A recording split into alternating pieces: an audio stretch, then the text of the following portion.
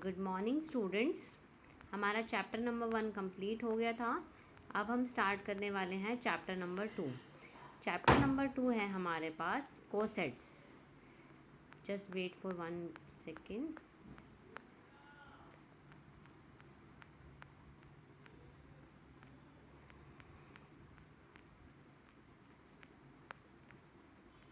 ये cyclic group आ गया हमारे पास।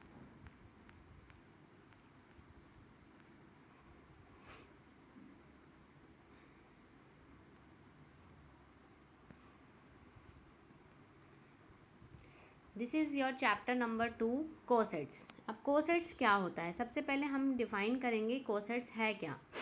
Late G be a group and H be any subgroup of जी।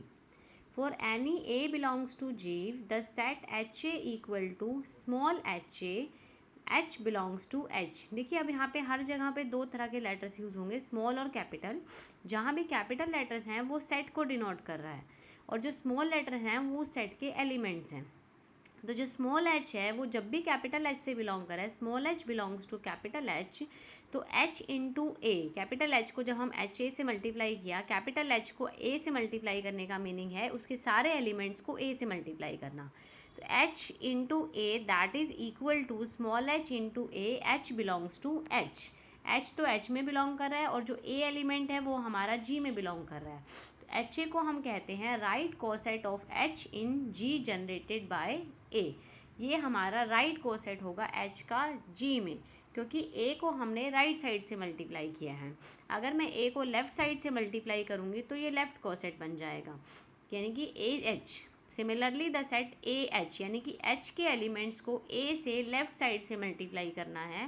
तो ए एच को हमने डिफाइन किया A into small H, H belongs to H. This is called left coset of H in G generated by A. अब देखिए कई जगह पे हो सकता है कि एच ए और ए एच सेम हो जाए, लेकिन हमेशा सेम होगा ये ज़रूरी नहीं है। तो आइडेंटिटी के केस में अगर H is itself A right and left coset, H अपने आप का भी राइट और लेफ्ट कोसेट होता है। क्यों होता है? क्योंकि हम ई को हम लेफ्ट साइड से मल्टीप्लाई करें या राइट साइड से मल्टीप्लाई करें, E H equal to H E. तो एच अपने आप के लिए भी क्या हो जाता है, राइट कोसेट या फिर लेफ्ट कोसेट। तो since H is a subgroup of G, E belongs to H, E A belongs to H A, तो hence right coset is a non empty set. यानी कि जब भी मैं एच ए की बात करूँ तो उसमें कम से कम ए एलिमेंट तो एच ए में बिलोंग करता है। ए एलिमेंट अगर एच ए में बिलोंग करेगा तो वो एच ए हमारा नॉन एम्प्टी सेट कहलाएगा। अगर जी हमारा एबिलियन ग्रुप है, एबिलियन ग्रुप का क्या मीनिंग है कि हम एलिमेंट्स को हम आगे पीछे मल्टीप्लाई करते हैं तो रिज़ल्ट हमारा सेम रहेगा। यानी कि हम एच के एलिमेंट्स को लेफ़्ट साइड से ए से मल्टीप्लाई करें या राइट साइड से मल्टीप्लाई करें तो रिज़ल्ट सेम आना है। That means A H equal to H A. अब देखिए मल्टीप्लिकेशन क्यों यूज़ हो रही है, क्योंकि जनरली हम ऑपरेशन लेते हैं मल्टीप्लिकेशन। अगर ऑपरेशन हमारा एडिशन है तो अकॉर्डिंगली हमारा रिजल्ट में एडिशन आएगा। For example A plus H, अगर ऑपरेशन मेरा एडिशन है तो ए प्लस एच यूज़ होगा, that is equal to A plus small H, और small H belongs to capital H. अब इसका हम एग्जाम्पल देखते हैं कि कैसे हम कोसेट्स को फाइंड आउट कर सकते हैं। तो find the right coset of the subgroup 1 और -1 ऑफ द ग्रुप 1 -1 आयोटा और minus iota with respect to usual multiplication. देखिए जो ग्रुप है उसमें 4 एलिमेंट्स है, उसको हमने नाम दिया जी, और जो सब ग्रुप है उसमें 2 एलिमेंट्स हैं, उसको हमने नाम दिया एच। तो जी मेरे पास बन गया 1 -1 आयोटा और माइनस आयोटा, एच मेरे पास आ गया 1 और -1, यानी कि वो सब ग्रुप है। अब हमें इसके सारे के सारे कोसेट्स निकालने हैं। कोसेट्स कैसे निकलेंगे? एच के एलिमेंट्स को जी के एलिमेंट से मल्टीप्लाई करना है। तो हम बारी बारी से जी के सभी एलिमेंट्स को एच के एलिमेंट से मल्टीप्लाई करेंगे, यानी कि एक बार एच इंटू 1 करेंगे, एक बार एच इंटू -1, एक बार एच इंटू आयोटा और एक बार एच इंटू माइनस आयोटा। जब एच इंटू 1 किया तो रिजल्ट हमारा सेम रहा, 1 और -1, यानी कि वो एच के इक्वल है। जब एच इंटू -1 किया तो भी रिजल्ट हमारा -1 और 1 आया। सेट के केस में ऑर्डर मैटर नहीं करता, आगे पीछे एलिमेंट्स हो सकते हैं क्योंकि वो ऑर्डर है, ऑर्डर मैटर नहीं करेगा, सिंपल वो एलिमेंट्स हैं। तो एच इंटू -1 भी एच है हमारा। H into iota find out किया तो आयोटा और माइनस आयोटा, और H into minus iota find out किया तो माइनस आयोटा और आयोटा। तो इसमें हमारे पास इसके सिर्फ 2 डिस्टिंक्ट राइट कोसेट आए, क्योंकि जो 1 और -1 के कॉरेस्पॉन्डिंग है वो तो सेम एच ही है, तो वो तो डिस्टिंक्ट नहीं हुआ। जो डिस्टिंक्ट राइट कोसेट हैं, एक तो एच हुआ, क्योंकि एक एलिमेंट देखो h इंटू 1 एच है, h इंटू -1 एच है, एक एलिमेंट एक डिस्टिंक्ट राइट कोसेट तो h हुआ, दूसरा h इंटू आयोटा और h इंटू माइनस आयोटा, ये दोनों हमारे सेम हैं, तो दूसरा कोसेट हमारा हुआ h इंटू आयोटा। तो 2 distinct right coset of h in G। अब हम इससे रिलेटेड कुछ थ्योरम्स पढ़ते हैं। If h is any subgroup of G and h belongs to h, h G का सब ग्रुप है, स्मॉल h कैपिटल H में बिलोंग कर रहा है, तो h capital H into small h equal to capital H equal to small h into capital H। देखिए small h जो element है वो कैपिटल H में बिलोंग कर रहा है, मैं आपको फिर बता रही हूँ, कैपिटल H जो है वो सेट है, स्मॉल h उसका एलिमेंट है। तो हमें ये देखना है कि जब हम सेट को उसी के एलिमेंट से मल्टीप्लाई करते हैं तो वापस सेट आता है, क्योंकि क्लोजर प्रॉपर्टी होल्ड होती है कि h के एलिमेंट्स को अगर मैं h के ही एलिमेंट से मल्टीप्लाई करूँगी, एलिमेंट तो वो h का ही रहेगा ना, यही चीज़ हमें प्रूव करनी है। अब 2 सेट्स को इक्वल दिखाने का सही तरीका क्या है? सबसे सही, दोनों को एक दूसरे का सबसेट दिखा देंगे हम। तो सबसे पहले हमने क्या किया कि h dash be an arbitrary element of h such that h dash h is an arbitrary element of hh। हम hh को h का सबसेट दिखाना चाह रहे हैं, तो हमने hh में से एक एलिमेंट लिया h डैश h। तो h डैश किस में बिलोंग कर रहा है?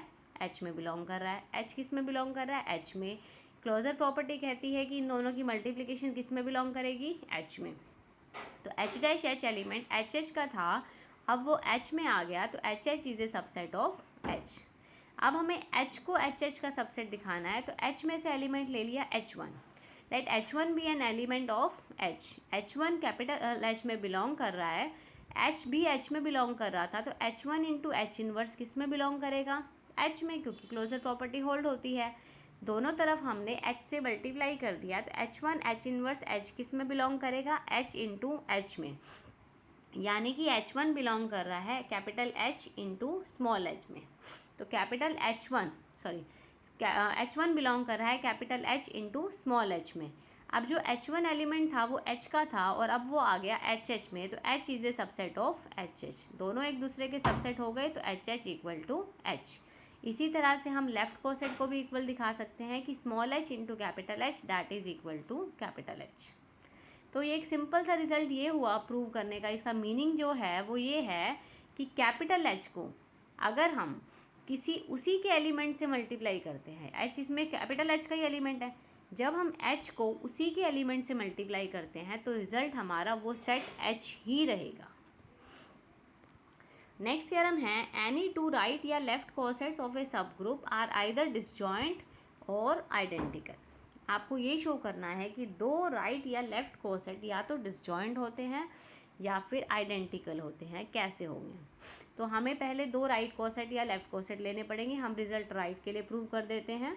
तो हमने सपोज किया कि H is a subgroup of a group G और HA and HB are two right cosets of H and G। अब 2 केसेस होंगे, या तो HA और HB डिसजॉइंट होंगे या HA और HB डिसजॉइंट नहीं होंगे। तो पहला केस हमने लिया कि HA और HB डिसजॉइंट नहीं है। अब डिसजॉइंट नहीं है इसका मतलब इनमें कम से कम एक कॉमन एलिमेंट होगा, तो let D be a common element of HA and HB। तो D हमारा HA में भी बिलोंग कर रहा है, HB में भी बिलोंग कर रहा है। अगर ये HA में बिलोंग कर रहा है तो D H1A टाइप का होगा, for some H1 belongs to H। इसी तरह से क्योंकि D HB में बिलोंग कर रहा है तो D H2B टाइप का होगा, for some H2 belongs to H।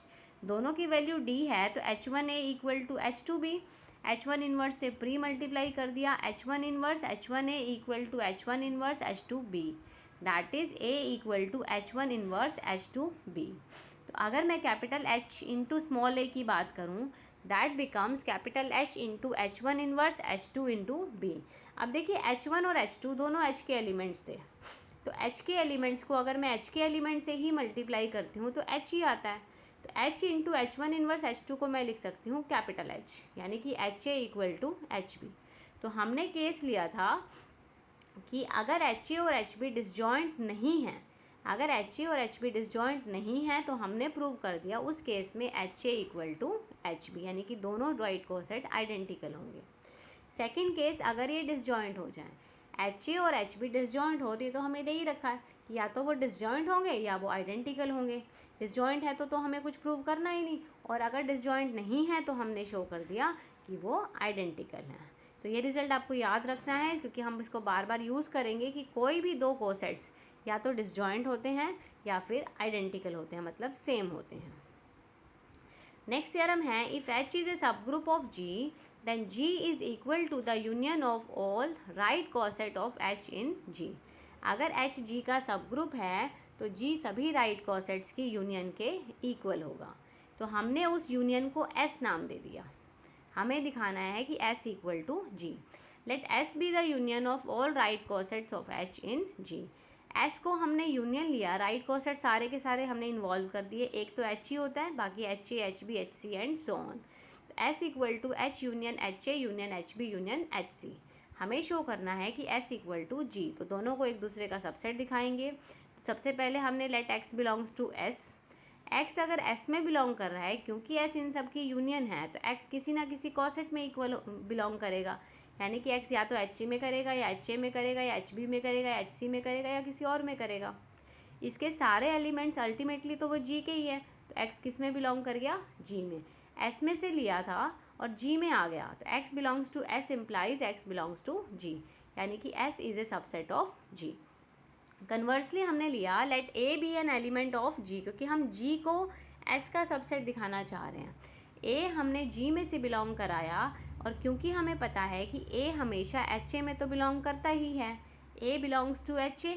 अगर A किसी एक कॉसेट में बिलोंग कर गया तो वो सभी कॉसेट्स की यूनियन में भी बिलोंग करेगा, तो A बिलोंग्स टू S। तो A belongs to G implies A belongs to S, यानी कि G is contained in S। S G का सबसेट हो गया, G S का सबसेट हो गया, तो S इक्वल टू G, यानी कि G equal to H union HA union HB union HC and so on.